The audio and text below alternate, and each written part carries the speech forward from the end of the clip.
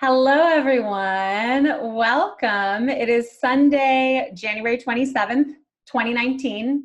If you're here live or watching this later, just so you know when it was when we're doing this or when it is now. And we're assembling right now for a Q&A session about our voices. And I'm going to adjust my camera because I realize it's a little out of focus. There we go. Okay. For a Q&A session, following the webinar about how to reduce muscle tension and release your voice. So there were so many good questions. I was totally overwhelmed by the response and the conversation that we were having at the end, which I cut off even late, and yet there were still lots of questions. So I'm so glad that you're joining me here now. Thank you for taking time on your Sunday or whenever you're watching this for more voice time. Yay! So I have lots of questions that have been sent in that I know a lot of people are interested in hearing me address. But of course, if you're on the line live today, I'd love to actually make this a little bit more interactive and collaborative. Part of what you are able to do on the line here is you are absolutely welcome to have your video visible if you'd like to do that. However, if you want to have your video off, and you're automatically muted on entry, but if you want to unmute yourself to talk at any point, you can certainly do so. Okay, so what I would actually love to do today as we're getting started, before we dive straight into heady kind of brain questioning time, is bring ourselves into our bodies. So I want to bring us through a short meditation first, and then we'll spend up to an hour and a half on the line today, depending upon how the conversation goes. Susie is here again as usual, and she's going to be kind of monitoring the chat box. So if you can't get my attention, if it's a good moment and you know that we're in a transition and you have a question to ask, feel free to just unmute yourself and actually talk. But if you can't get my attention and you have a question and it's burning and you want to be sure you don't forget it, type it in the chat box and we'll do our very best to get to it, unless for some reason there's an overabundance of questions. Okay, so, and by the way, I'll just say again, if for some reason later someone is watching this video and has never seen my face before, hello, my name is Elissa Weinzimmer, and I'm the founder of Voice Body Connection, and a voice coach and a vocal health educator, and offering this information because I believe I want us to have strong voices. Simple. Okay, so in order to have a strong voice, we need to have a fully present body to the best of our ability. So let's do a meditation today to tap into all of the cells of our body and to bring ourselves into this present moment so we can really be an open sponge to absorb all this information. So wherever you are, wherever you're listening to this, if you can get comfortable in whatever way you can support your back, you can rest back against the back of your chair. I'm actually going to shift my cushion so I can do that a little bit. So go ahead and find a comfortable, supported position and close your eyes. And the first thing we're going to do is just tap into the state of our breathing at this current moment. So to the best of your ability, not needing to immediately fix or change anything, can you just notice the movement of your breath?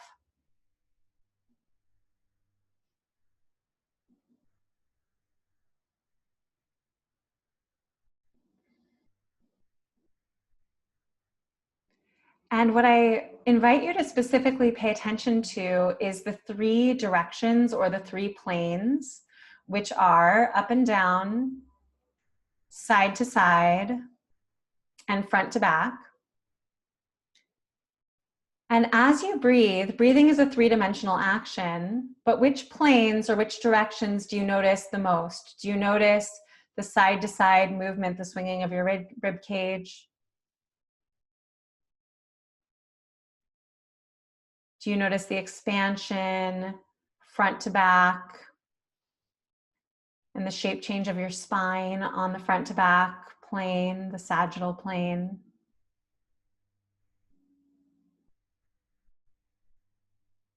Or perhaps you notice most the up and down motion of your breathing,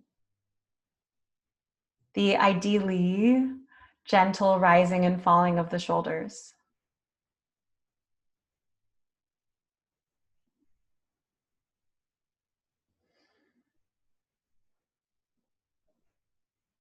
So just tap into whatever direction feels most noticeable to you, whether that's up and down, side to side, or front to back.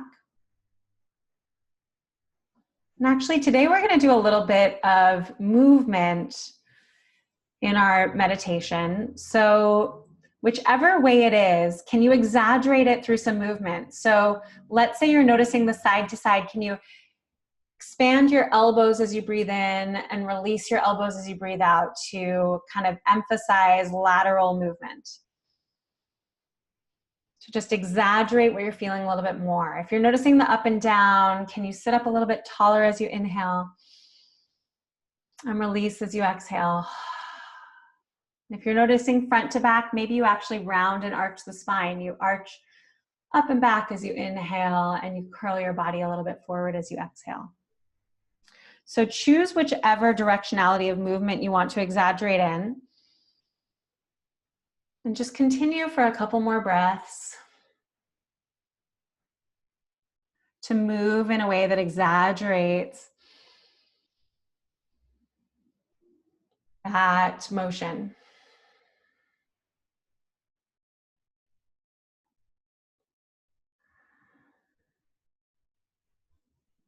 Good. And now, next thing in our gentle meditation here is we're going to play with adding a little bit of sound because of course we're here to talk about voice. So on the next exhalation, can you just let out a fluffy, we'll call it sigh, just a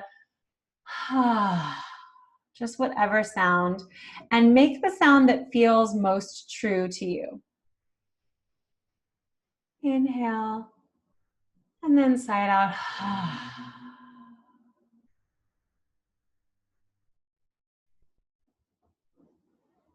Inhale. And sigh it out as you let go.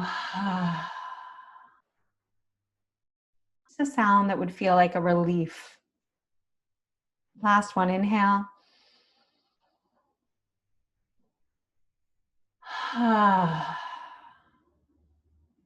Good.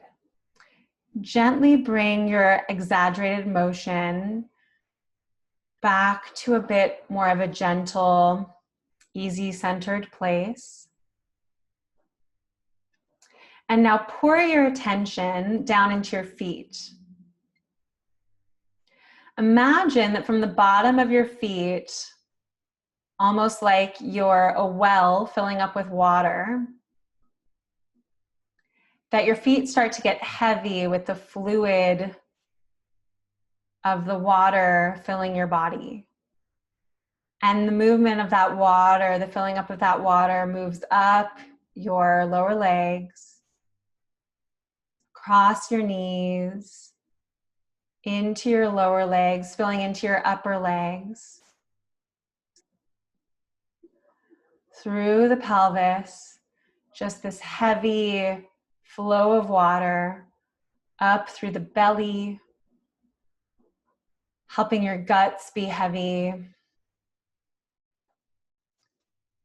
up through the upper part of the abdomen where your liver and your kidneys and your pancreas and your spleen and all those organs are, up across your diaphragm, the sheet of muscle that is your diaphragm, up into the lungs, filling the space of the rib cage, all the way up to your armpits, filling your shoulders, filling your collarbones, spilling over into your upper arms, down through your elbows, down into your lower arms, your forearms, into your wrists and all 10 fingers and across the palms of your hands.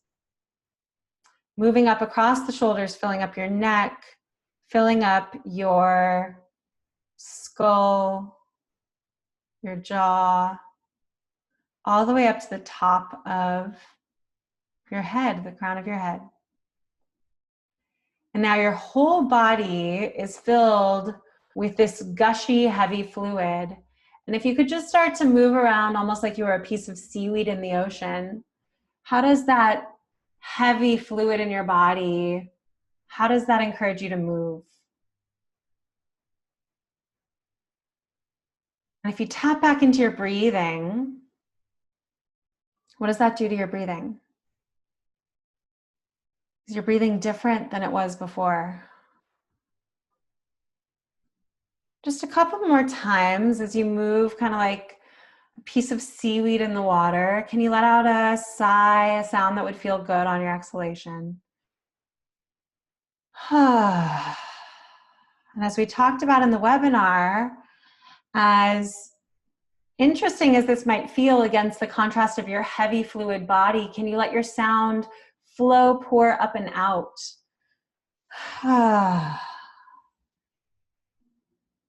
And one more sigh.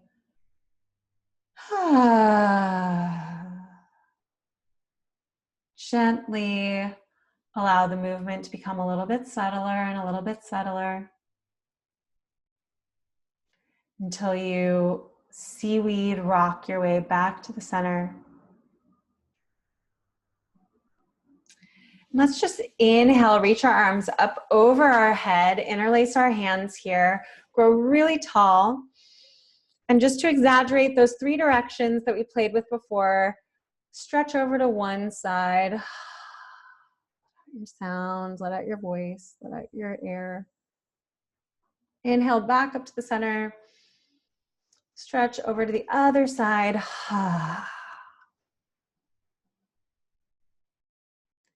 Inhale back up to the center. Curl your body forward into a question mark shape, stretching out the back of your body. And then inhale back up to the center. Let your arms swing down behind you. You can either interlace your hands behind you, or if you're sitting in a chair, just grab onto the back legs of the chair. Open up your chest, open up your collarbones. Inhale here. We're gonna side out on a big open ah. Ready? Here we go. Ah. Let that sound up and out. Good. One more time here. Inhale. Let it up and out. Ah. Good. And just for fun, to wake ourselves up out of this state, bring your hands around to the front of your chest and go ahead and beat on your chest a little bit like you're Tarzan. Ah. Good. I'm trying not to deafen you with my microphone. Ah. Good. All right, shake it out. Open up your eyes, shake it out. Awesome. Tell me in the chat box once you're all shaken out. Tell me how you feel now. Any different than when we joined the call about, what was it, maybe 8 or 10 minutes ago? How are you feeling? Okay. Yep, Susie's asking, how's everyone feeling? Andy says, felt my breathing was much easier and regulated. So Andy, something really interesting about doing a short meditation or something like that is, do you notice that never in the process of what we just did I use the words, now control your breath in this way? Like I didn't do one of those exercises, not that they're terrible, but I didn't do one of those exercises where we breathe in for 4, hold our breath, breathe out for 8. It wasn't like that, right? It was just, so the simple act of paying attention, noticing without even needing to change things, the simple act of paying attention transforms things. And this is actually kind of a concept from quantum physics, really, right? Which is that the act of observation changes the thing being observed, right? So really, really cool that we can use the power of our observation, of our noticing, in order to bring ourselves to a place where we feel more regulated and everything feels easier without needing to make things easier. Okay, great. So like I said, we're gonna spend up to an hour and a half on the line here, answering any questions that you guys have. Now, one thing I do want to say is you can unmute yourself. I'll just repeat this again for people who joined the line while we were doing our meditation. You can unmute yourself and talk out loud. I've got a whole list of questions that people sent in ahead of time that I'm happy to work my way through. And, but really, those of you that are here on the line, it'd be really fun to make to make it feel interactive. So Andy, I'm going to read actually what you just wrote. I've been told to do that a lot. I find it difficult because I concentrate on the breathing and it makes my exhalation block at first. Right. So we're going back to this idea of just noticing without changing. And you find that when you concentrate on the breathing, it makes your exhalation block at first. Andy, are you able to unmute and maybe even just say out loud a little bit more about that? Can you hear me? Yeah, I can. So because I concentrate on my breathing, when I go to expire, it feels like my vocal cords seize up and close up, so I can't actually. It takes me a while to get my breath out. Yeah. So do you remember on the webinar the other day? And it's also nice to hear your voice now. Thank you for speaking. So do you remember on the webinar the other day, do you remember the exercise we did along the front of the neck where we first did the idea of, okay, clench and crunch in that area, and then we found the contrast? Yeah. So the principle behind that idea is that we actually go into the not as good thing first. We like embrace the what we're actually trying to avoid first. And in the contrast of embracing what we're trying to avoid, we can actually find more freedom afterwards. So what I would actually encourage you to experiment with is embracing that feeling of blockage. Obviously not to the point that like you stop breathing, right? Like you need to obviously breathe, but can you let that blockage occur as it's occurring without trying to fight against it? And then in the moment where your body starts to relax, can you then go into that feeling after that? Does that make sense to you? Yeah, it does. Yeah. Because I think so very often extra tension, extra pressure comes out of the process of resistance, right? Of like, it shouldn't be like this. It's not supposed to be like this. And therefore I'm going to try to overcome it as quickly as I can, when in fact, letting your body be as it is first, and then moving from there into what you would more ideally prefer is actually going to be more conducive. That makes sense. Cool. All right. And I know you won the free session last time, so we'll get to work on it. Thank you. Thank you again for that. It's good. Yeah, totally. I'm looking forward to it. All right. Thanks, Andy.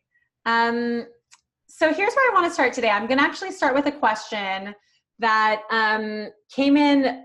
So for those of you who signed up for the webinar on the earlier side, I know if you signed up a little bit like closer to the end, you might not have actually gotten the link, but some of you know I was collecting a poll and many of you filled it out. In fact, I think like almost 200 people filled out this poll, which was amazing to go through your questions and the results and everything. So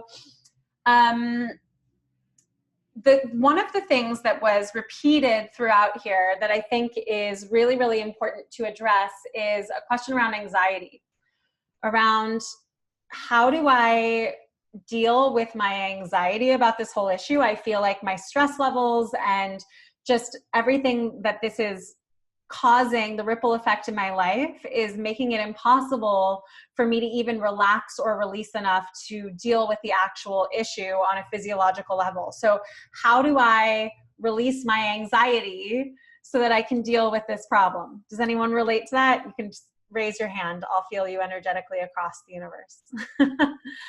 So that's a really good question. And part of the reason, for those of you who have looked at the curriculum of the Release Your Voice class, which starts next Wednesday, this is the topic of the very first class, really, is what are the emotional components behind this, and can we address them so that we can move forward in a easier way. And so that's part of the reason I want to address it first right now is and really actually what we were just saying is exactly what it ties into, which is so very often we have resistance to our anxiety.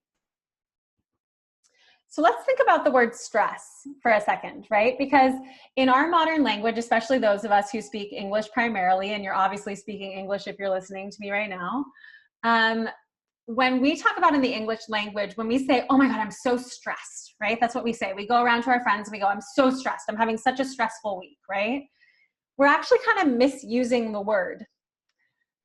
The word stress actually we're using it to refer to like a circumstance that we're in, but really the word stress is meant to refer to a stressor, right? S-T-R-E-S-S-O-R, right? So a stressor, what is a stressor? A stressor is a circumstance that causes us so-called stress, right? And for instance, let's just give a really simple example. You're walking down the street, your pathway is unimpeded, and then suddenly someone comes running across your path really close to you and almost hits you, and you're like, oh, right? So that would be a stimulus or a stressor in your environment. And your nervous system literally protects itself and it goes, oh my goodness, oh my gosh, and it steps away from that situation. And then there's kind of the mild trauma of having almost gotten hit, and so your nervous system has to calm down. Now, the way that we refer to stress, like, oh, I'm so stressed, part of the reason that that's problematic is because our nervous systems have gotten kind of cycled up really tightly, and we can't unwind, we can't respond to those stressors adaptively. So let's say you've had a really difficult day, your boss just yelled at you, you're really upset, you are rushing to get to a friend that you need to see and you're feeling bad that you're late, and then that moment comes where the person darts across your path and almost hits you. Your reaction to that stimulus is going to be pretty extreme. Like, oh my God, I almost just died. This is the straw that broke the camel's back. This is the worst moment of my life. It's terrible, right? Whereas if you've been having a really good day and you feel all released, you just came from a massage, everything's wonderful, you got good news, you're walking down the street, that same person goes running across your path, they almost hit you, and you go, oh, that was a close call. I'm glad nothing bad happened, and you keep walking, right? So do you see how the same stimulus, the same stressor can cause a completely different response in different bodies? And this is the reason we really need to adapt the way that we're thinking about stress and therefore anxiety. So the way we refer to stress is we're referring to this kind of wound up system, this wound up quality in our nervous system that can't untangle. And this actually sounds very similar, doesn't it, to what we've been saying around the actual tangled up physiological issues in our throat that we're going to have to slowly untangle to back out of this situation. So what do we want to do? We want to make our system more adaptive. And in the same way we've been talking in the webinar about slowly releasing, incrementally releasing the tension in our vocal cords, anxiety functions the same way. Anxiety in our nervous system, what we would call stress in our nervous system, functions the same way. It needs to be slowly worked through in an incremental way. So part of the flawed thinking around anxiety is, how do I get rid of my anxiety so I can deal with this issue? There is no way to get rid of your anxiety, just like, and I talked about this in the webinar too, just like there's no way to magically cure this issue. It is not that, it's not an on and off switch. It's not like I can turn on the light switch and turn off the light switch. So it needs to be dealt with incrementally. It needs to be dealt with holistically. And when I say holistically, I mean that in the very true sense of the word, meaning from different angles, all going towards the same objective, right? As a whole. And it needs to be dealt with patience. So the simple act, for instance, of going to bed half an hour earlier, or eating a meal that you know is more nourishing, or taking the bath, or putting down your cell phone, putting it in airplane mode if you have no self-control, which, I'll actually be the first person to admit lately I've been having trouble with that. Taking those small incremental steps to reduce your anxiety, to do things that you know will help you feel better. And there's the very simple survival list that you can start with, which is, am I sleeping enough right now? Have I eaten something nourishing today? Have I gotten a hug recently, right? You can just start with the very simple basic things. Those are the right steps towards reducing your anxiety in order to deal with this issue. There is no cure-all fix. We have to take incremental steps, and we have to trust that it's going to be a whole array of different things coming together that is going to help this issue. And that's also part of the reason that it takes time. So I hope that actually breaking down that thinking and thinking about anxiety in that way and thinking about curing yourself in that way is helpful, because know that every time you take a small incremental step, like, you know, put down the sugar and eat the kale instead. That's a very, very basic example. But every time you take a slow incremental step like that, those steps will build upon each other and they will help support your mental and physical health. Does that make sense? Yeah. Okay. And I know we're probably, hello, New York City. There's a, there it goes, the fire department coming down the street, which that's another great example of, you know, the fire truck coming down the street. What's your reaction to that? That's a stressor. What is your stress response to the stressor, right? Does anyone want to say anything about that? It might be, I would love for this to be more of an interactive conversation rather than me just talking. That's part of the reason I wanted to bring us all together today. So does anyone relate to that? You can unmute yourself, say anything about anxiety.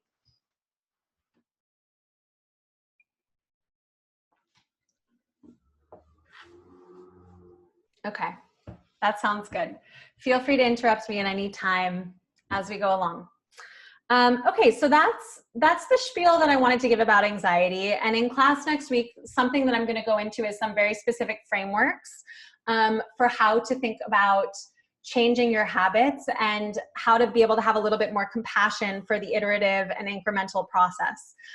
So that's something to know about what we'll be working with in the class around that. Okay, I'm actually going to refer to my I have a list in about 3 different places, you guys, with different questions. Okay, so yes, thank you, Susie. I have that question from Mike indeed. I think that's not the next place I'm gonna go yet. What is a good way to release compensatory muscles? Yes, I'm gonna get to that question about range pretty quickly here.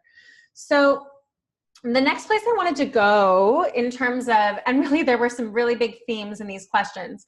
So the next place I wanted to go was around the concept of consistency, because a lot of people ask, and let me actually see, sometimes it's just fun to read someone's phrasing specifically about consistency. So where did I have it here? Okay, so one version of it is, how do I maintain a consistent voice throughout the day?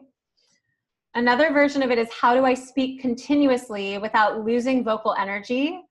And how do I control my speed while I'm speaking? So lovely.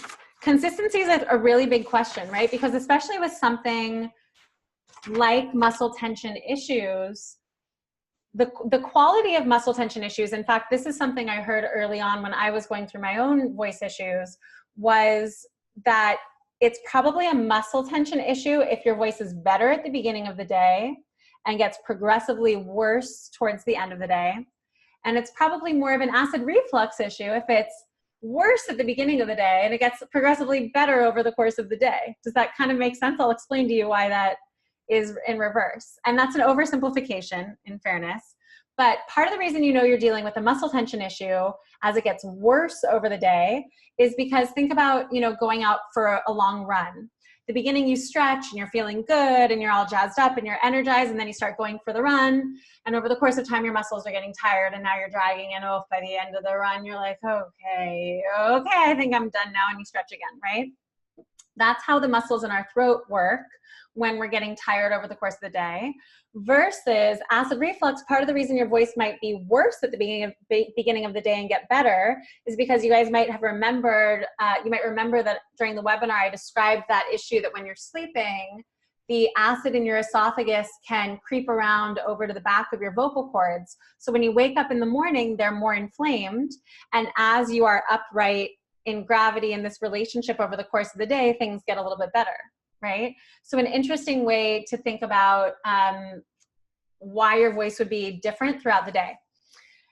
Which brings me to the fact, and by the way, I do see the things in the chat box, so I'll come to those in a second. Which brings me to the fact that some degree of inconsistency is human. If we were completely consistent, we would be robots. So it's actually not our goal to be completely consistent. In fact, fun little speech science thing I remember studying during graduate school, there's measures that speech pathologists or ear, nose, and throat doctors will take of your voice, or really just audio engineers, that are called jitter and shimmer. Isn't that fun names for them? Jitter and shimmer. And jitter and shimmer show the very, very minute variability of volume in your voice and of pitch in your voice. And if your voice doesn't have some degree of jitter and shimmer, if it doesn't have some inconsistency, then it doesn't sound human. It literally sounds auto-tuned or like a robot. You know those pop songs that are auto-tuned that don't sound like humans? Sounds kind of like that. So we do want some degree of inconsistency. That being said, if we look at things across a larger spectrum of time, and what I'm going back to saying this very important thing around incremental work and incremental steps in order to alleviate the anxiety and deal with the muscle tension, etc., then what we want to be doing is we want to be consistent. If you've studied habit change in any form, there's a book over here on my bookshelf that I love that I'll talk about in class next week called The Power of Habit by Charles Duhigg. Susie, will you write that down so we can put that as a resource for people? The Power of Habit, he talks about this idea of consistency and having rewards, and it's a great book. But so we want to be consistent. We want to show up to the plate, if we're using that metaphor, on a consistent basis in order to repeat, in order to learn something new. The reason that actors have rehearsal, or in French they call it répétition, right? Repetition, literally, is because you can't do something accurately and consistently until you practice it over the course of time.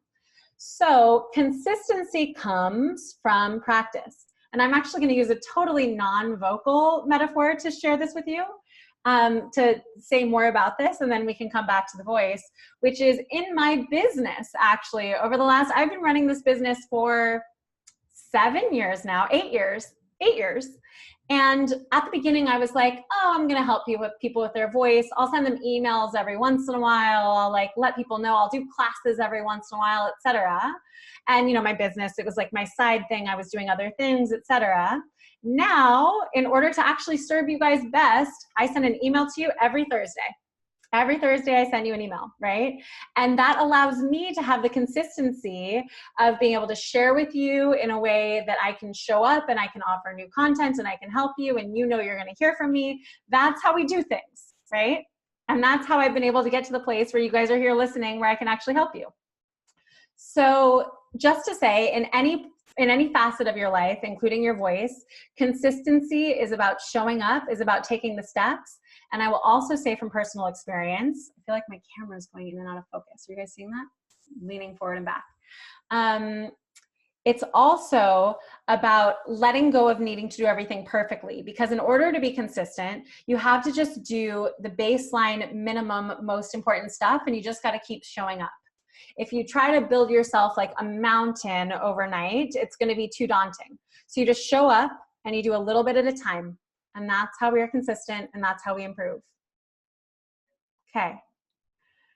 Savi, I see that you said anxiety affects my fluency. Now, when you say fluency, do you mean fluency like, I know you speak Italian, I think is your primary language. So do you mean in English? Can you unmute and say more about that?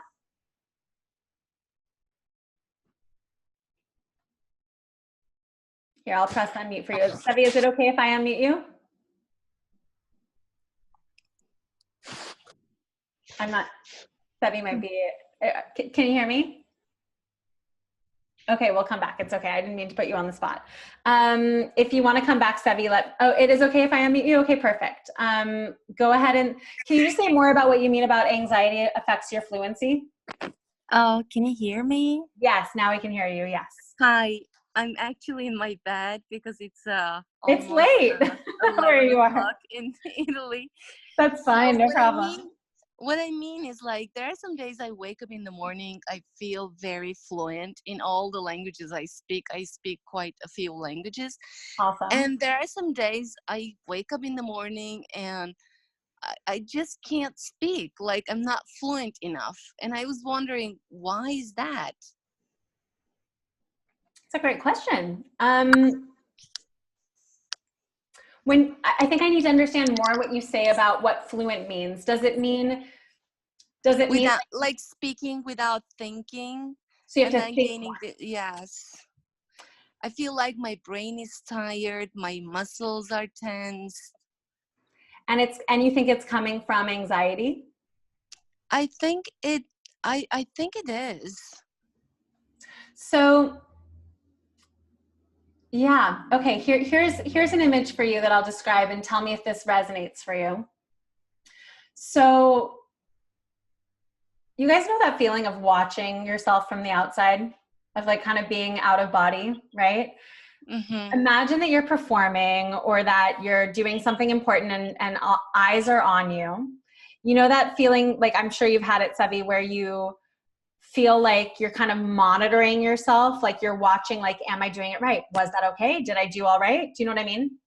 Yeah, exactly. And especially when I meet some different people, like from business world or other places, maybe this is why I feel a little bit nervous. Yeah. And Yeah. So, I mean, that's a very natural human thing. The way that I like to think about it is that we have has everyone heard of this idea? We have our right brain and our left brain, right? Our left brain is the kind of creative, intuitive side. And our, sorry, I think I said it backwards because I was just muting a couple people because I wanted to make sure that we weren't getting too much background noise. Okay, so you guys, I'm just muting you just so you know. So the left brain, and actually Susie, I'll let you do that stuff. The left brain is the logical, linear side. And Alan, I think it's the sounds coming from you if you don't mind muting yourself. The right brain is the creative, intuitive side. So when we are in that kind of outside of ourselves, watching ourselves thing, we're in more of what I like to call a left brain mode. We're more like trying to monitor, trying to be perfect, trying to sort of make things line up correctly. And actually this is kind of the next question I was going to address is like, how do I know if I'm using my voice correctly or properly, right? So we're really trying to watch ourselves in order to make sure we're correct. If you think about only having 100% of your energy, it's almost like your eyes are turned back on you, which means you have less of your energy to actually look out into the world around you. Does that resonate for you, Sevi? I see. Is there a quick exercise I can practice when I feel like that? Well, so I wouldn't necessarily call it an exercise, but I want to give you a shift that you can play with. And it is, so everyone do this, if you can see me right now, I want you to do this with your hands, what I'm doing. Okay. I'm pointing my two fingers towards myself, almost like there are eyes watching me. Yeah?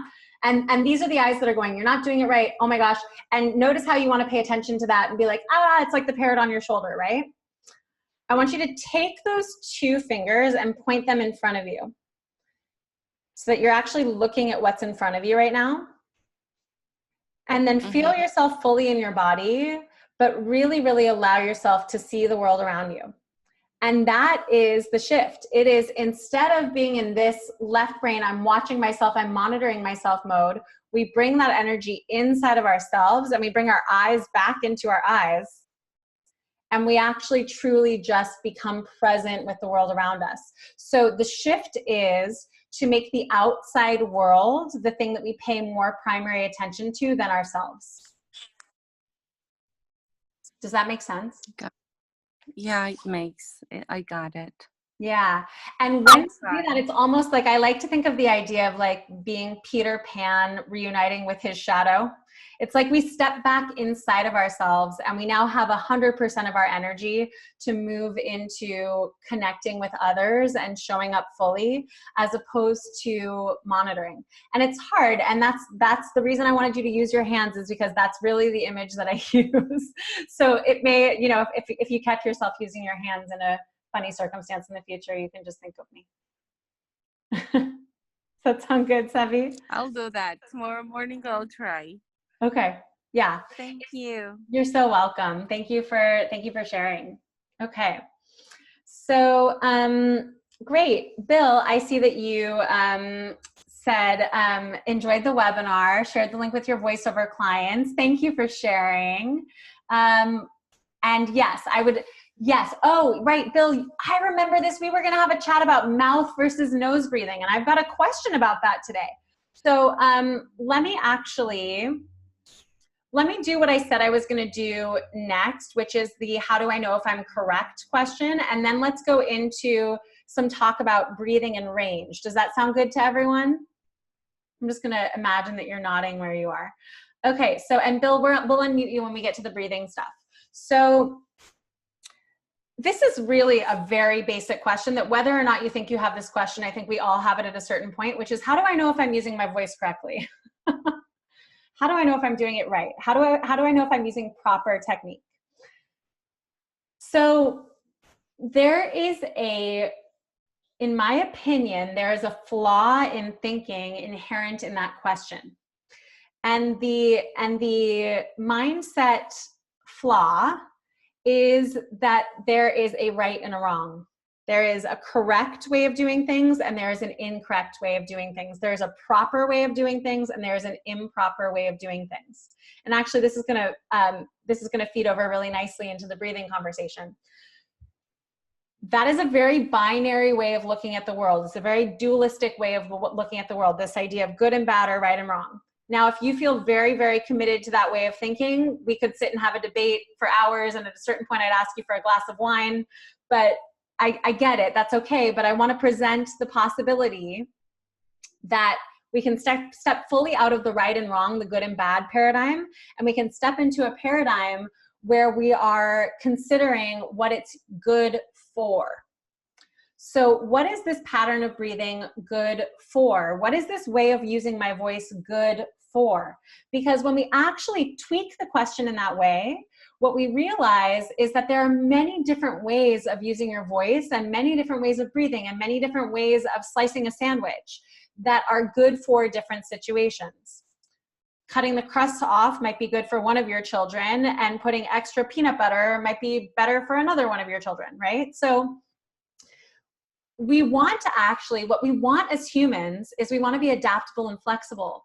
And quite simply, that means we have more ways of staying alive. We have more ways of communicating with each other. We have more ways of experiencing joy and happiness and freedom and creativity. We want to be adaptable and flexible. So the inherent flaw in thinking, and how do I know if I'm using my voice correctly, is that you're putting yourself in the good and bad box, right? And there is no good and bad. What there is useful for, helpful for, good for. So can we let go of that correct or that proper language? And if you hang around me long enough, you'll see that I don't really use that language. I don't love that language. And can we instead say, okay, this habit is not as good for my stamina, or this habit is really useful for my ability to sing a high note. Can we look at the things that we're cultivating, the habit changes that we're cultivating, and see if they're going to be useful to us in a given situation? So how do you know if you're using your voice correctly? You ask yourself, what is my goal with my voice right now? What am I trying to accomplish? If you are trying to belt a high note with freedom and you're feeling complete and utter tension and like you're getting strangled as you're doing it, then it's not necessarily that you're using your voice incorrectly, but you're not really using it in a way that's helpful for what you're trying to achieve, right? You can make that sound and someone could record that sound and put it in their movie and be like, oh my gosh, this was the most amazing sound. Quentin Tarantino goes, that's exactly the sound I wanted for this point of my film, right? So it's not necessarily that you're doing something wrong or bad or terrible. It's just that it might hurt and it's not very useful for your health. And then we want to do something that's more useful for your health, right? So I want to ground us in that paradigm because it's very freeing for moving forward and being compassionate about the habits that we've had thus far and not putting ourselves in that box of, oh, I suck, I'm so bad, I do everything wrong. And we can instead move into exploring new possibilities in a way that is open and free and exploring what things could be useful for. Okay, so let's see. Like I said, I have questions in multiple places. Let me find this breathing question. So Lisa asked a question that she was really curious about, and I'm really glad to get a chance to answer it right now, which is, she says, when I start singing, I should not inhale air from the mouth first, question mark. I just have to use the low tummy first, expand it like a balloon, right? So there's kind of two parts of this question. Let me read it one more time so we can just hear it really clearly. When I start singing, I should not inhale air from the mouth first. I just have to use the low tummy first, expand it like a balloon, right? So the two aspects that I hear in this question are A, Lisa, you're asking about mouth versus nose, and B, you're asking about the belly. And I want to address them somewhat separately, although it will all tie together. Before I answer Lisa's question, Bill, why don't I invite you to unmute and share a little bit about your, because Bill, you're a fellow voice teacher, so why don't you share a little bit of your thoughts around this and your question around it, or your exploration?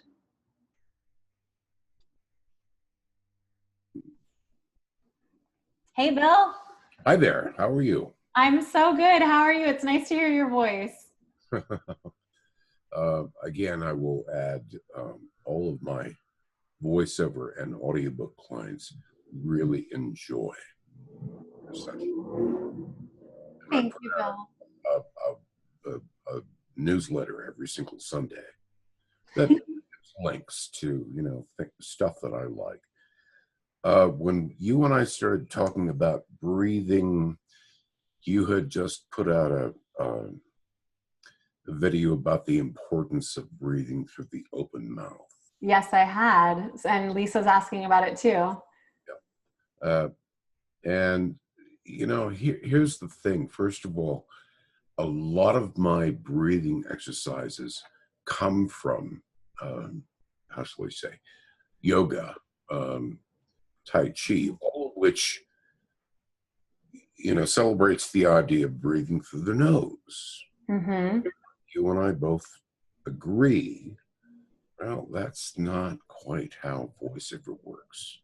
Mm-hmm. The only thing that you and I seem to disagree about is you like the mouth, which I agree, okay? But, for example, I've got a client who had lung surgery, and when she breathes just through the open mouth, you can hear the effects of that surgery. So what I teach is a combination, not only yoga of breathing through the nose, but through the open mouth at the same time. And it seems to work for most of my clients. So sorry, just to clarify, just because I want to hear you really clearly. So you're encouraging a breath that comes in simultaneously through the nose and the mouth. Exactly. Okay. What are your thoughts about that? And we can talk further about this offline. But, Sure. No, but I think people are probably interested to hear the conversation. So I'm so glad you bring it up. So as soon as you said it and I repeated it, I did a breath like that. And I'll invite everyone to do it for a moment where you just take a breath simultaneously through the nose and the mouth. Yeah. And I like it. I think it's great. I'll add this. A lot of my clients are audiobook narrators. You're probably familiar with Pat Fraley. Does that ring a bell? Sorry, say it one more time. Pat Fraley. Yeah. He's one of the prominent voiceover coaches for audiobooks. Coincidentally, he happened to be one of my students when I taught LESAC and acting at university. And he kind of agrees with me. About the inhalation through the nose and the mouth simultaneously. When you're narrating audiobooks, he also coaches voiceover actors who do, forgive me, I'm sorry, it's a late Saturday afternoon for me. No problem. Not just audiobooks, but he also coaches actors in character work for like animation and stuff like that. And anime, Mhm.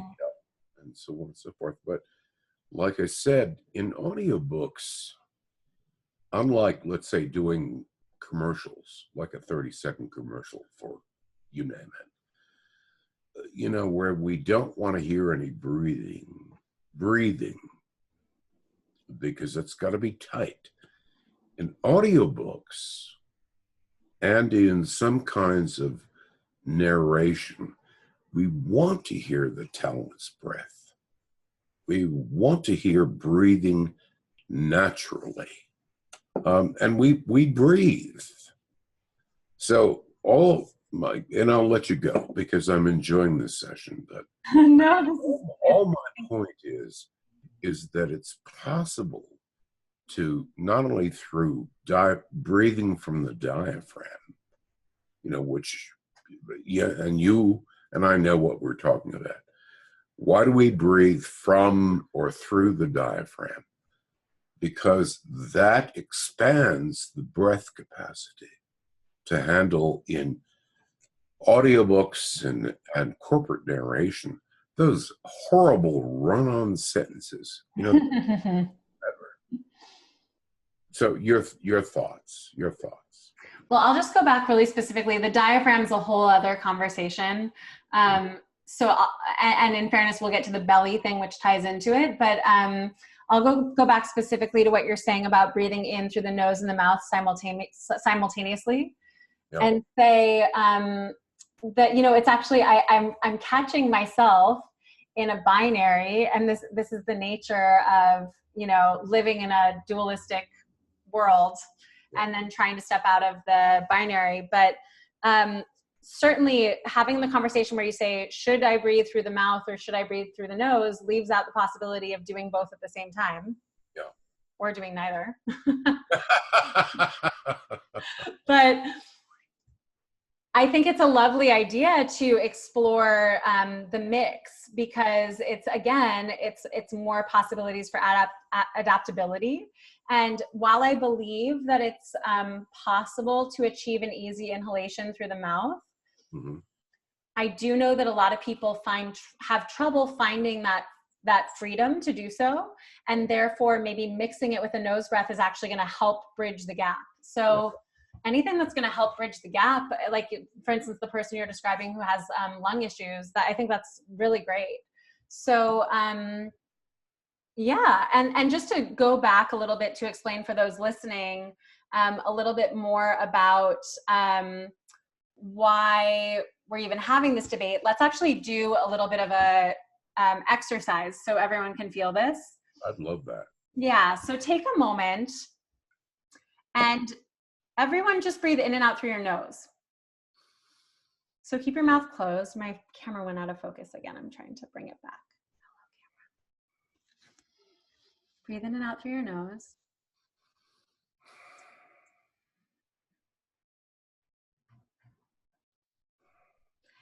And we'll do a kind of shorter version of this exercise, which I sometimes like to stretch over the course of 20 minutes. But as you breathe in and out through your nose, notice what it reminds you of. If you have any associations with breathing this way, notice if it feels really comfortable or if it doesn't feel comfortable. And everyone's going to have a different answer. There will be maybe some similarities in people's answers, but people have different ways of breathing. Some people might say that breathing in and out through the nose makes them feel calm or meditative, or it reminds them of yoga class. It is indeed like Ujjayi breathing in yoga is in and out through the nose. And I was very hyper aware as we were speaking, Bill, and I was listening to you, that when I wasn't speaking, I closed my mouth and I started breathing in and out through my nose, because we have those little hairs in our nose, the cilia, that filter the air. So it's actually a kind of healthier way to breathe, sort of. It is, you're right. Right. So there's a reason that we go default back to breathing in and out through the nose when we don't need to breathe through the mouth. Mm-hmm. I mean, the nose was designed for breathing. Right. The nose doesn't make sound. The nose, and it doesn't eat. So it's an organ that's a sensory organ that's a little bit more refined in its purpose. Mm-hmm. Okay, so let's do the full contrast. Let's now, you're gonna have to, I'll just give you a hint right now. You have to leave your mouth open to do this. Let's breathe in and out through our mouth. And the tricky thing about breathing in and out through your mouth is that you may be inclined to over breathe immediately, to like, really, really push the air in and out of your mouth. But what's the version of breathing in and out through your mouth where this is, I'm doing a Betty Moulton, my mentor from grad school, gesture right now, where you just let your breath hang around. I love her. We love Betty. So channeling Betty right now. Hi, Betty. Let your breath hang around and breathe in and out through your mouth. And it may not move much, but it's coming in and out. If you don't fall over and keel over and faint, you know that it's coming in and out. Yeah, but if you breathe with restriction in the larynx, which a lot of actors do, yeah, others do, the trick of breathing from the diaphragm is to really open up. I'm sure you know Dr. Utterback. No. Oh, I will, after this session, I will email to you. Okay. This 1 2-minute video which demonstrates how to keep the larynx open so that you don't end up breathing like, where you constrict the air in the larynx. Mm-hmm. Which in fairness, you can do as you're breathing in and out through your nose too. That's also part of Ujjayi breathing in yoga, for instance. You're absolutely correct. You can do it one way or the other. Mm-hmm. And a lot of times it's habitual. I'm going to bring us back to the exercise just because I want everyone to be able to feel this contrast. Good. So we did the nose and we did the mouth. So now we're going to actually, like I said, we're doing an accelerated version of this exercise, but we're going to, and Bill, I'll let you mute yourself just so everyone can have their own experience and I won't talk either, or I'll mute myself. But what we're going to do is you're going to speak continuously. I want you to do a monologue right now. And I want you to talk about what you're going to do after we get off the call today. And as you speak, every time you breathe in, I want you to breathe in through your nose. Okay, everybody? Do you understand your assignment? Okay, let's all do it. I'm muting myself.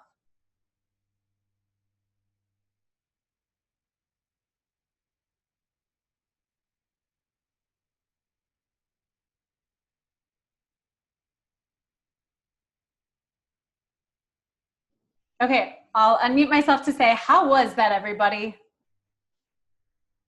How was that, Bill? You were muted when you did that. Yeah, well, I didn't want you to listen to me. That's the reason I muted myself. How was it for you, breathing in through your nose after you spoke, each time you breathe? I have a little bit of nasal congestion today. And breathing through my nose, just my nose, it was not satisfying. Yeah, and the other aspect of it, and I'll just demonstrate it because I don't know if this happened for you, but it certainly happens for me when I try to do that, is when I'm talking continuously and I breathe in through my nose, it's not normal or it's not conversational. It's not the way that I actually would normally breathe if I was talking. So it interrupts the flow of the conversation. Yeah. Right? So to skip to the conclusion of this idea, and Andy, we've noted your question. Bill, when you send the information that you mentioned to me, I'm going to send it to everyone in a resource email. Okay. When we are talking continuously, we breathe in through our mouth because it's faster. It's literally a bigger hole, and that allows us to talk continuously. If you guys watch me carefully as I'm talking right now, when I need a breath, I just take a quick catch breath through my mouth. Did you see it? It's short, but that's what I'm doing.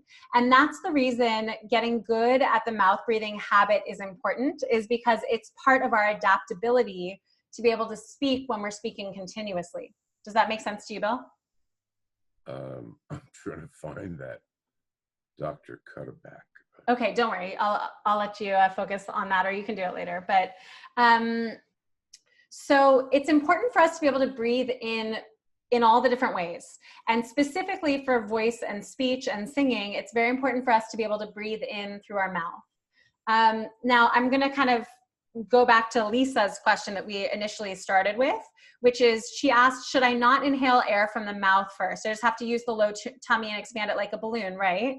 So first of all, I will say in Lisa's question, Lisa, there's a little bit of an inherent should and correct and supposed to language in there, which I'm just gonna, go back to what we were saying before and say there's no perfect or right way to do it.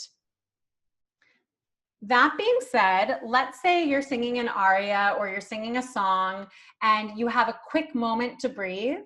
It is not necessarily the most conducive thing to breathe in through the nose. So you may actually, in fact, breathe in through your mouth. And when you do so, I'm now going into the belly stuff. So let me stop there for a second. You may breathe in through your mouth, period, hard stop. Do you agree with that, Bill? That sometimes you might initiate sound, whether it's singing or speaking, by breathing in through the nose, and sometimes you might do it through the mouth. Yeah, I'm still trying to give you the link. Okay, don't worry, we don't need it right this second, but I'm gonna go ahead and go into my belly stuff. So let me just ask you, is there anything else you wanted to say on the point of the breathing stuff before we switch over to the belly aspect of things? Oh, I think I just found, hang on here. Okay, sounds good. Well, Bill, I'm just gonna mute you for a second so you can work on that so I can continue with this question, okay? Yeah, okay. Okay, so first of all, you can inhale from your mouth, Lisa. I think you can. I totally get that you might have someone telling you a proper pattern for how they think you should breathe, but I'm not the type of teacher who's going to sit here and tell you this is the one way to do it and this is the best way. I think there are definitely moments where you will breathe in through your mouth. Now, in terms of the aspect of the question about using the low tummy first and expanding it like a balloon, I will be the first person to use a balloon metaphor with your belly, but I do want to be really, really clear about how I'm using it. And I'm actually reaching for my props at the moment. So I even have like a little balloon prop here, right? Little water balloon situation. Imagine that your abdomen's like this. This is all like your guts and your different organs inside a balloon. Now, inside a balloon, if I were to kind of pull on a balloon like this, I'm not doing a great job of demonstrating this for you guys. Let me try to hold it better. If I were to pull on a balloon like this from the outside, it doesn't really do much for me. It doesn't really help me much. It kind of creates some, can you even see in the like kind of plastic how it creates some tension and some pulling? It's not actually the most helpful thing to do. So when you expand your belly like a balloon, which I think inherent in that language is like pushing your belly out, actively doing something.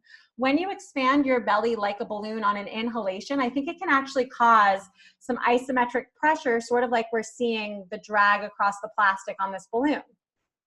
So what I like to advocate for is when you are inhaling and the diaphragm, I'm going to kind of model the diaphragm with my hand up here, is squeezing or pressing down. I can't do this quite perfectly with this model, but I'm doing my best, right? When it's squeezing or pushing down, do you see how the belly is going to distend? It's going to get a little bit bigger down here anyway.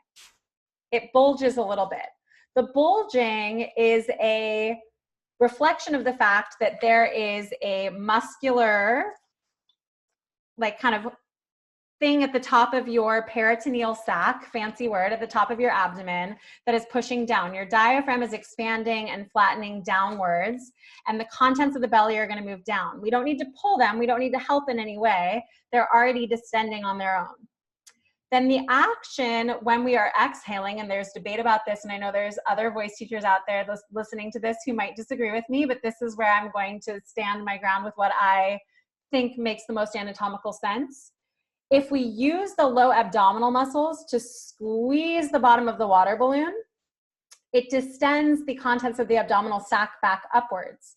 That, to some degree, is breath support, because that distension upwards is now giving some support to the top of the sac, which is my diaphragm. right? So actually what I would advocate for, Lisa, is instead of any sort of pushing out on the inhalation of the belly, let that be a passive action, and let the action of the belly muscles be on the exhalation, giving some support at the base of the abdominal sac. And actually, Bill, I mean, you and I could have a longer debate about this. This is part of the reason I'm very careful about my language about the diaphragm. And I actually prefer not to use the phrase like breathe with your diaphragm, because you're always breathing with your diaphragm. Your diaphragm's always up here. It's doing something. The question is, how are you allowing it to move? How are the other muscles supporting the action of the rest of the torso in order to allow freedom of the diaphragm? So I like to actually focus where I believe the conscious effort can happen, which is in the low belly muscles drawing in to support on the exhalation, and in the freedom of the musculature for expansion on the inhalation. And that is a very big synopsis of breath support and all of that stuff that I go into more deeply. If you want to look at, Susie, we can put the link to my breath support webinar, and that explains it a little bit more fully.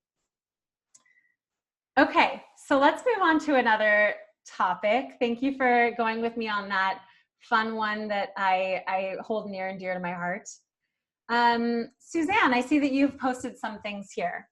So you were posting, I think, in response to the breathing in and out through your, breathing in through your nose as we were talking, that it interrupted your airflow and it took more time to speak. And you said the combo of the nose and the mouth is great, and I use it relating to the beginning of a yawn. Yeah, that's such a good point. When we yawn, we probably involuntarily breathe in a little bit through our nose and our mouth. So that's a nice thought for initiating that type of thing. Okay, let me just ask in this moment whether there are any burning questions on the line for people that are live here. And at the same time, I'm just going to peek at my list, and I'm going to let you know that these are kind of the biggest questions that I got that I was still planning on addressing, which is, how do I hit high notes? How do I extend my range without excess muscle tension? And how do I become loud enough in a loud place? How do I project my sound? And we can also talk a little bit about belting in singing. If you have other questions that are really important to you, please chime in either in the chat box or by unmuting yourself. Suzanne, you've said in the chat box, I advocate an open air passage and that helps. Yeah, totally. And exactly. And specifically, I mean, if we're talking about the anatomy of the larynx, since the larynx is a tube that is held open by cartilage, like it already is open inherently, the voice box itself, what we're actually, just for the specificity of understanding the anatomy, we're really talking about the pharynx, which is the fancy word for the throat, which is just up above the larynx, so to speak. Hi, Bill. I think you're sharing your screen with us. Do you want to unmute and do it at the same time? We can't hear you right now. Let's see. Here, I'm gonna go ahead and stop it, Bill, because I'm not sure whether you meant to do that. So let's go ahead and click out of that. So like I was saying, so we want to focus on the pharynx, which is the area right up above the larynx, up into the oral and nasal passages. And we want to focus on releasing, and Andy, you were talking about this in the chat box too, we want to focus on releasing any unconscious excess holding that is going to show up as that kind of huffy puffy sound, like that Darth Vader sound, right? Or that ujjayi, like that sometimes yoga teachers say, fogging up the mirror sound. Okay, so Bill, I think maybe you were trying to share your screen in order to share the information, but just go ahead and email it to me is probably the best way. Bill, did you unmute? Did you want to say something? I'm trying to send you the links to Dr. Diane Utterbox. Will you send it via email to me? That'll be an easier way than doing it on here. And then I'll send it via email. Thank you. Yeah, and then you have to talk about that. Sorry? Offline, okay? It's a deal. Yeah. It's a deal. I would love it. Okay. So, okay, let's go into the kind of singing questions that came in, these extending my range and belting questions. So, one of the most common things that I hear from people commenting on YouTube videos, writing to me, is this question around, and really this like pattern around the muscle tension is really occurring on high notes. I'm going for those high notes and it's really, really causing a lot of muscle tension. So can we all, just for a minute, and I'm not gonna have us do this too much because I don't wanna cause anyone any problems, but can we all just imagine, you don't even have to make sound, but just imagine that you're trying to hit a really high note and do whatever you do with your body. Maybe you're trying to like belt out the end of the Elphaba song from Wicked. What do you do? Yeah. So in my body, and maybe I'd like to hear from anyone who actually relates to this question, but in my body, if I'm not being very nuanced about all the training that I have, if I'm just going for it in sort of this intuitive, primal way, my chin reaches up, the front of my neck sort of cranes forward. I can feel, just because I'm aware of this, I can feel that my tongue gets a little bit tight and even my eyes go up. Does anyone do something similar to that? Does anyone want to chime in and say what shape your body goes into when you try to hit a high note? Unmute yourself if you want to share. And in fact, if anyone wants to turn on their video, we could even see you do your own version of what you do on a high note.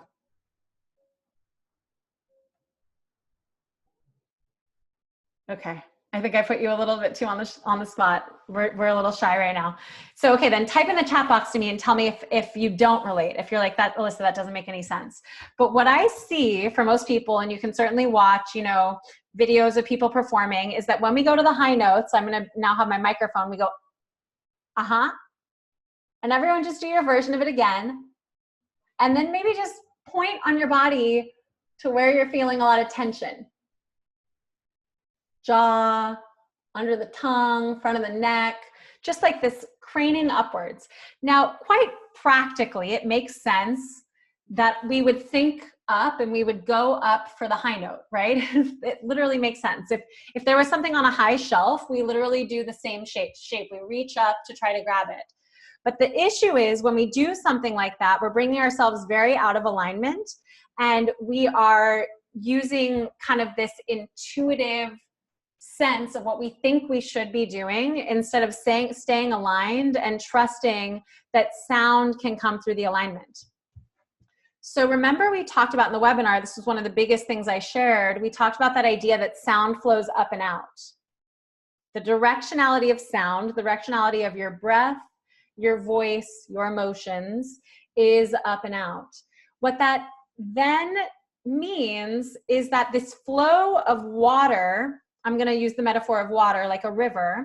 This flow of water is moving up and out through you as we make sound. And when we do get higher in pitch, the vocal cords are stretched a little bit tighter, they're lengthened, and they're vibrating a little bit faster, and the airflow needs to be calibrated in order to allow that to happen. But we don't actually need to go back to the metaphor of the flow of the water, we don't need to change the shape of the pipe. The water, and I mean the outside of the pipe, right? Like the vocal folds themselves, which are inside the pipe, which are changing the way the water moves through, they change. But the actual pipe itself, like the actual shape of the outer form of the pipe, doesn't need to change. In the resonating chamber, it will change based on whatever the vowel is or whatever the consonant is, but it doesn't actually need to change in order to allow us to hit a higher pitch. The pitch is being changed at our vocal folds. So what that then means is that we're actually doing, we talked about in the webinar, we talked about this idea of co-articulation and compensatory patterns. This is getting into Mike's question that he asked. that means that we have something that's co-articulated that's not necessary. We don't actually need to go into this shape in order to allow a higher sound out. We can actually be in the form that we've been for any other note. We can have internal changes at the level of the vocal folds. We can have internal changes at the level of the vocal tract, changing our resonance and our vowels and our consonants, but we do not need to do this excess effort of the chin going up, tightening the front of the neck. So when we do things like that, it's excess effort, it's tension. So what we want to play with then, and actually we played in the meditation today with this idea of seaweed. The seaweed can actually be a really fun way to play with this. Can you sing that high note, but can you trust that the outer form of you that is the pipe of this sound, so many mixed metaphors at this moment, can you trust that that doesn't need to compensate or create a shape in order to make this sound? And can you instead activate your guts more to send the flow of air through the vocal folds that are a little bit thinner and stretched and vibrating faster? And can you allow a freedom and trust that the inner forms that are changing is enough and you don't have to change your outer form in order to hit that high note? Now, if we were in a class situation right now, what I would do is some spotlight coaching, where I would have someone specifically sing something where they were straining to hit a high note, and then we would play with this idea of moving like the kelp and doing some tension release exercises. And what we would find is that there are compensatory behaviors and patterns and stretching and moving that are happening that just don't need to be happening. And you can still make that sound. It might come out in a different way than you think it should sound, or it might feel different than you think it should feel, which is the really big one. But you can still make that sound through a freer, easier shape. So this question got asked in so many different ways, but essentially the overall question that we're answering is, how do I hit high notes without being tense? And the answer is, think of your body, your posture, your alignment as similar to that outer form of a pipe, and don't change the shape of the pipe so drastically. It's not helping. In fact, it's actually causing an issue. Okay? Okay. So we have Mike's question that we wanted to answer. Susie, you made sure that we were going to answer that. And there's a couple other logistical questions about class that I also want to get to. Suzanne, you said, my question is that I had been in a car accident and thrown against the dashboard, hitting the throat many years ago. You were totally healed. However, you still get terribly a tense grabbing sensation in the area below your voice box. Any solutions? Wow, I'm sorry you went through that. Suzanne, do you want to unmute and just say a little bit more about the sensation that you feel? Hi. Hi. Thank you for taking my question. Yeah. Well, I noticed that when a situation arises where I do get tense or my allergies are killing me, I notice that it's just there. I go, oh my God, I have to speak now, and I have this feeling grabbing me, and it's very difficult to deal with, and I have to teach, so it's not always easy. So yeah, it's just below in the soft part of your neck, right in between. Am I kind of touching the right area right now? You're touching the outside, just the inside, just one poke in. Yes, right there. Okay, so right in the center right there, there's a little bit less muscular tissue. Is an interesting thing to know. It's a little bit of a hot spot in terms of like nerves and arteries and stuff. So we don't want to necessarily dig a finger right into that spot and massage. It's not. No. Yeah. I do not do that. Great. I do the camel. I do the camel stretch. Yeah, you like the camel? Good. So what I would do actually in terms of, so first of all, I mean, like, I want to ask, my due diligence questions around, like, have you been to the doctor to make sure everything's looking okay? Yes. And I assume so by saying, you say you're healed. I would play, and you saw when I just took a breath right now, my sternocleidomastoid right there. And right underneath my sternocleidomastoid here, it's just not right in the center, but just to the sides are some of the strap muscles, which come down from the larynx. On a muscular level, I would play kind of as wide as my fingers are right now, so like an inch apart, and just do a very gentle massaging down of those muscles, because it is very likely, especially the fact that you're describing it as a grabbing sensation, it is very likely what tends to happen is that all of the muscles pull up in the throat. Do you remember I said during the webinar that idea of like the basket of the hot air balloon moving up into the air balloon? Does that make sense? Yes, yes. So the directionality that you want to go for, that you want to start training your muscles, is down. So just doing a really gentle stroking motion like I'm doing right now, and everyone can try it on themselves. And playing with, I'm going to use a body-mind centering term, which is yielding. Yielding means essentially what you might imagine it means, which is pausing and waiting. So can you have this sense of yielding, of releasing, of pausing down of those muscles? Can you start to kinesthetically teach those muscles that they don't have to grab and pull upwards? Does that make sense? Yes, I'm doing it. Great. And it's subtle stuff. It's subtle. But if you start playing with that, I think you might start to tease apart a little bit of the issue. Well, thank you very much. I appreciate that. Yeah, you're so welcome. Very helpful. My pleasure. Great to take your question.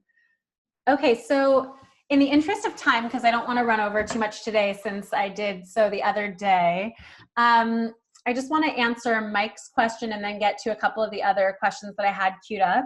And we actually led into Mike's question pretty nicely just now. So Mike asked, is there a good way to release compensatory muscles that jump in to assist, but really sabotage tone and range? My guess is it's all part of kinesthetic awareness. So I would love to hear more on kinesthetic awareness and muscle isolation, and also some exercises to strengthen the few needed muscles to increase range. So that last part of the question, Mike, about exercises to strengthen the few needed muscles to increase range, I don't think it's a strengthening issue. I really don't. The muscles in your body, so you might remember I said during the webinar that muscles do two things. They contract and they release. And pretty much, unless there's a neurological issue in your body, you can pretty much believe that most of the muscles in your body are good at contracting. They might not be as good at releasing, but they're probably pretty good at contracting. And then maybe what they would do is they would stay contracted is the reason they're not as good at releasing.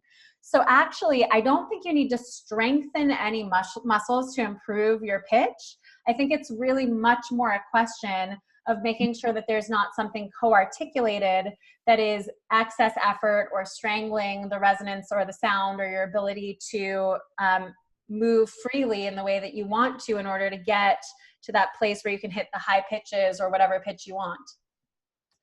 So let me just come back to the question and remind myself, yeah. So you were asking about kinesthetic awareness and muscle isolation. So even the exercise that we just did here with Suzanne just now is very much a subtle version of becoming kinesthetically aware of specific areas. And I can tell you right now that like the kind of biggie areas related to your voice tend to be in this triangle.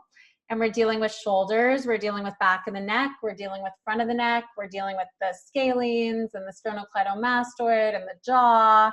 And inside, which we can't see or feel as clearly, but we can start to play with, is pharyngeal constrictors and the vocal folds themselves and all of that internal musculature, which actually I'm remembering I had a question too about how do you tell whether tension is internal or external. So essentially what you want to do, if you're going to do a self-experiment, what you want to do is just look at the anatomy. Do you remember we did this during the webinar? Like draw the line on your body. What is the anatomy? Where is that muscle? What is it? Look at it. Identify it in your body. And then just start with that really simple process of I tense it to feel it. And I release it to feel what it feels like to let go of the tension that may be chronically present without my awareness, right? And in doing that type of work, that's essentially the baseline framework of how we work on different isometric isolation exercises in order to identify and feel more of what's going on in our voice and our body. So beyond that, I'm teaching a 5-month course about all of it. But that's the essential framework that I would give you, is that we want to be really allowing ourselves to take the time to really question what's in there, what it looks like. Basically, we're trying to learn how the machine works so we can use it better. It's kind of like opening up the hood of the car. If you don't know the difference between the transmission and the engine, then you don't know if you have a transmission or an engine problem. You've got to take a minute to learn about the transmission, learn about the engine, and then figure out what they're doing, and then get in there and play around, right? So that's essentially the answer I will give you. Okay, so speaking of class, just a couple practical questions that people had that I wanted to answer out loud on the line here. So if you scroll down to the bottom of the course registration page, if you are indeed considering joining the Release Your Voice course over the next, I'm calling it semester, if you're joining me for the semester, if you scroll down to the bottom of the page, I've added a bunch of frequently asked questions. And specifically, if you have some questions about your vocal health, then one of the first and most important things that I want to point out to you is that I really do, I work in tandem, and I am in communication with a lot of ear, nose, and throat doctors and speech pathologists across the country and really the world. And I'm here to say to you, we are all here to say to you that if you're having a clinical voice issue, that's the place to start. So let me just remind you of 2 very important signs that you need to go that route. One is if you've had a very sudden change in your voice, if you have very suddenly woken up, kind of like in my story I shared, that one morning I woke up and my voice was totally different. Immediate sign to go to the ear, nose, and throat doctor. Another reason you would go is if you have had persistent hoarseness for over 2 weeks. That's another reason to go to the ear, nose, and throat doctor. So please, if you need help finding someone in your area, please send me an email. And please ask me before you enroll in class to make sure that it's going to be a good fit and that I don't have another recommendation for you. The other question that was coming up a lot that I realized I didn't answer out loud on the webinar was I wanted to let you know that this is obviously a brand new class for me, and I don't know if I'll teach it again in this way. I'm just trying it for the first time, right? And I don't know exactly how it's going to go and how it's going to work. So if you are feeling like, oh my goodness, I really want this information, I really want to dive in, I want to spend the next number of months working on my voice and changing this issue so that I can have more freedom and speak and be in loud environments, which we didn't get to that question, I'm just realizing. If you're feeling that way, then I really encourage you to join me. And one of the questions that I got was, can I play catch up? And the answer is yes, you can. So if you sign up and you're not like perfectly keeping up with us through the whole time, that's fine. But I can promise you right now, especially since this is a 5-month long course, I'm not going to teach it again until 2020. So if you want to do this, and I know this is the type of issue that like, if you spend another year letting your voice get more tangled, you have more untangling to do later. So if this is something that you need, I really encourage you to join me now. And obviously I'm not going to push harder on a sales pitch than that, but that's just, you know, from my true experience, my own personal experience, that's really how this issue works. So it's important to be making those proactive incremental steps as soon as you can. Okay, yeah, someone's unmuting. Yeah, Bill? It's Bill. Listen, yeah. I just private emailed to you. Yes, thank you. Talking about 2 links to Dr. Otterback's stuff on. Okay. And after you've received that, let's talk privately. Continue this conversation about breathing through the nose and the mouth. And you know, you are everybody's favorite at the acting studio. People just love your energy, your enthusiasm, your really great tips. Okay? Oh, I love it. Thank you.